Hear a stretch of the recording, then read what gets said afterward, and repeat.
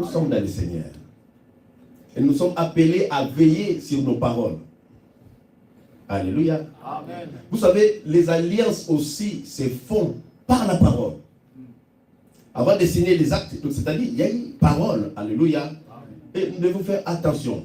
Et cet après-midi, nous allons parler de l'impact puissant de la parole. L'impact puissant de la parole. Je dis, la parole peut influencer ta vie, la parole peut te bénir, la parole peut reprendre aussi la destruction. La parole peut reprendre la destruction, la parole peut amener la destruction, comme la parole aussi peut bénir aussi une personne. Alléluia. Amen. Impact par définition, c'est l'effet produit par quelque chose. Je dis impact puissant de la parole. C'est notre thème de cet après-midi. Et la définition de l'impact, c'est quoi? L'impact, c'est l'effet produit par quelque chose. Mais cet après-midi, j'ai défini l'impact comme un effet produit par la parole.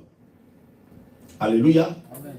L'impact comme un effet produit par la parole.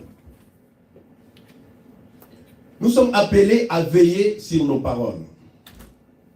Vous savez, bien aimé dans le Seigneur, pourquoi je dis veiller sur nos paroles? Parce que nos paroles ont un pouvoir.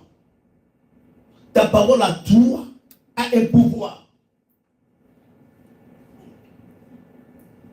Comme une mère, comme un père au sein de la famille. Sache que ta parole a un pouvoir sur tes enfants. Ta parole a un pouvoir au sein de la famille. Ta parole aussi a un pouvoir, voire même dans la société. Et nous sommes appelés à veiller sur nos paroles. La parole peut te bénir toi-même. Ta parole aussi peut te détruire. Et si tu ne veilles pas sur ta parole, donc c'est-à-dire ta vie sera ballottée de gauche à droite. Et nous sommes appelés à veiller sur nos paroles, surtout nous les chrétiens. Nous sommes appelés à veiller sur nos paroles. Vous savez, bien aimé, il y a des paroles que tu ne peux même pas permettre au sein de ta famille. Même dans la vie de tes enfants. Si quelqu'un maudit tes enfants, c'est à toi d'enlever cette malédiction. De repousser la malédiction. Alléluia. Amen. Des fois, on encaisse les paroles négatives. On a la facilité d'encaisser les paroles de la destruction.